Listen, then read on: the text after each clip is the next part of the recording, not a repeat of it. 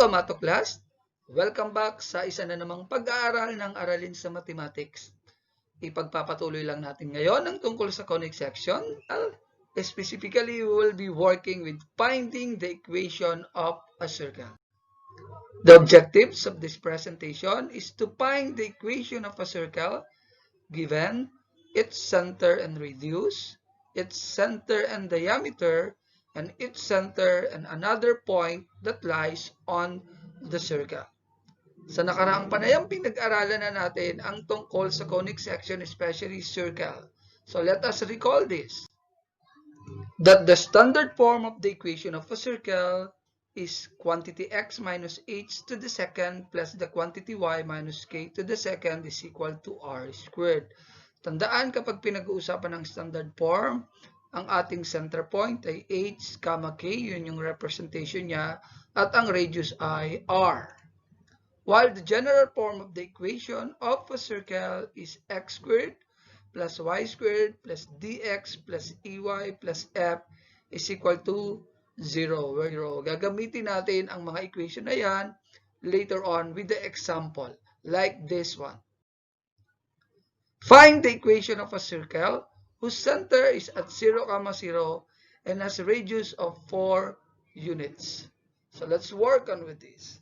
First step is to identify the needed information. So obviously, with the given problem, given na ang center, which is 0, 0. At alam naman natin when we talk of equation of a circle, ang center niya ay nai-represent ng h, k. So therefore, with the center 0, 0, ang h natin ay 0. At ang k natin ay 0 din. So kung babalikan pa rin natin yung ating problem, radius is also given. So ang radius naman natin ay nai-represent natin sa r, and r is equal to 4. Okay, so that's the information based from the problem. So next step, determine what is being asked. What is being asked is to find the equation of the circle. So if this is the case, maybe that the center is 0, 0. Tandaan, kapag 0, 0 ang center, ito yung gagamitin nating equation. X squared plus y squared equals r squared. Then we will be working with substitute the given information to the equation. So mapapansin natin, dahil yung h natin ay 0 at ang k ay 0, hindi na natin yan magagamit kasi based from the equation, ang kailangan lang natin ay value ng r. Okay? So let's start. Substitute na natin sa r. So, okay. So that become x squared plus y squared is equal to 4 squared. Or we can also rewrite that as x squared plus y squared equals 16 because 4 to the second power or 4 squared is equal to 16. Hence, yan ang ating equation of a circle. Gagamitin nyo lang ang x squared plus y squared is equal to r squared kapag ang center ay 0, 0. Okay, how about with this example? Hindi na 0, 0 ang center. Okay, find the equation of a circle in a standard form whose center is at 3, 2 and has a radius of 5 units. So, standard form. Tandaan, standard form. Kasi may general form tayo. Hence, dito sa problem na to, kailangan nating ma-change sa standard form. So, solutions tayo. Step 1, identify the needed information. So, pansinin ulit natin that mayroon tayong center at 3, 2. Hence, h is equal to 3 and k is equal to 2. Galing sa ating center. Given na rin ang radius which is 5. So, ang ating r ay equal sa 5. Then, we will be working with determine what is being asked. So, ang tinatanong natin ay equation of a circle in standard form. Balik, equation of a circle in standard form. So, kailangan natin ang standard form. So, yan ang ating standard form. Quantity x minus h squared plus quantity y minus k squared is equal to r squared. Okay, then after that, we'll be working with substitute the given information to the standard form. So, ayan. Tinanggal ko na muna si h, tinanggal ko na si k at si r. batay dun sa ating equation. So, papalitan na natin siya ng 3 kasi batay sa ating given, h is equal to 3. At ang k naman natin ay equal sa 2. Kaya pinalitan natin ng k ng 2. Okay, malinaw yan. K is 2, h is 3. And r naman, which is 5. Okay?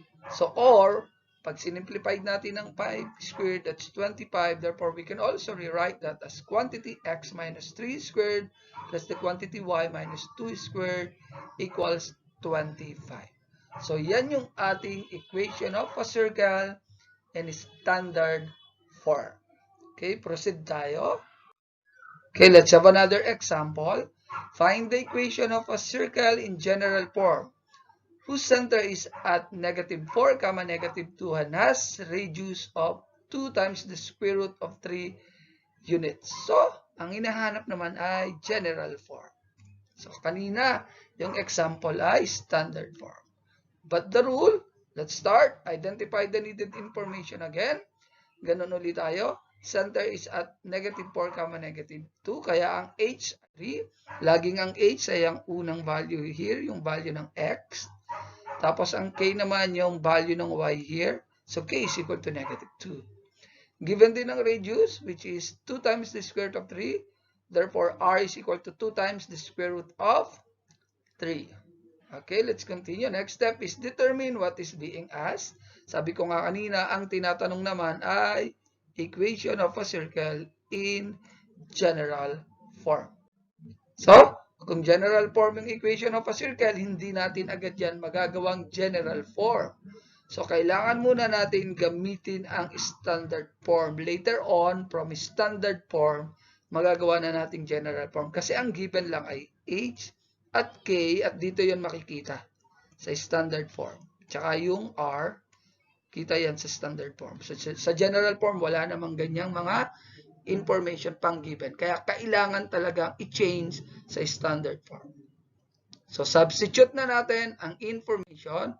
Ito yung magiging result. H is equal to negative 4. Ito. So, kinopya natin itong x. Kinopya ang minus. Ito yon x minus. Nilagyan muna natin ng quantity kasi yung 4 ay negative because of this operation and this sign. So, kaya kailangan nyo ng quantity. So, plus, same way with the other side, plus, kinopya natin itong plus. Then, we copy y, quantity y. So, minus uli. Tapos, ang k natin ay negative 2. Dahil negative 2, nilagyan natin ng quantity, then squared equals. So, ang r natin ay 2 times the square root of r. We have that. So, tandaan, hindi pwede itong walang quantity kasi yung squared ay para kay 2 at para kay square root of 3. May iba yung value kapag hindi nilagyan ng quantity or the parenthesis. Okay, so ito yung magiging result. Siyempre ito sa negative at saka negative, magiging positive na yan. So rule of multiplication, so kinopya lang natin ito rin, negative at saka negative, magiging positive or plus na siya sa y plus 2. Ito naman, kung mapapansin nyo, itong 2, pag tinimes mo, 2 squared, ibig sabihin that is equivalent to 4. Tapos, dahil may squared ito, mawawala na yung radical symbol. Kaya yan, times 3.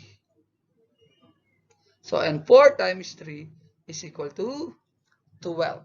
So, kaya yan yung naging itsura niya. So, yan ngayon yung kanyang standard form. Pero kailangan natin ang tinatanong ay general form. So let us continue. So kopyahin lang muna natin.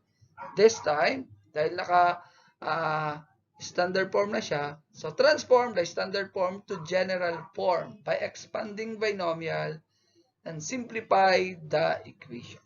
So, ito yung binomial natin, x plus 4 at saka y plus 4. Sa nakaraan nating discussion, nagkaroon na tayo ng expanding binomial. So, ito yung mangyayari. Isa-isahin ulit natin. In-squared ito, kaya x squared. Then, x times 4, that is 4x, tapos dodoblehin. 4x plus 4x, kaya naging plus 8x. Tapos, second ulit tayo, second term, ito times sa sarili. 4 times 4, 16. So, nagamit na natin yung sa squared niya. Okay? Same with the other side. So, square the first term, which is y, kaya y squared. Then, y times 2, that's 2y. And 2y plus 2y, that's 4y. Then, i-multiply sa sarili, 2 times 2, that's 4. Then, kinopya natin yung 12. So, yan yung ginamit nating proseso before. Then, after that, this, what happened? So, itong 12 natin, nilipat natin sa kabilang side. Dadalhin lahat sa left side. Kasi kailangan ngang gawing general form. Ang general form ay equal to 0. So, kaya itong 12, pag nilipat sa kabilang side, magiging minus. Kasi positive siya dito. Okay? Or magiging negative. Tapos, kinopya lang naman natin ito. Kinopya lang yan. Kinopya lang yan. Okay? So, let's continue working. So, pagkatapos natin kopyahin yung mga yon, so, pwede na natin i-combine ang like terms. Ito yung pwedeng i-combine. 16, 4, at saka minus 12. Kasi pare-pareha silang constant. Ito hindi naman natin pwedeng i-combine kasi hindi sila similar term. Isang may to the second power at isang wala. Same as this one. So, kaya ito yung magiging result.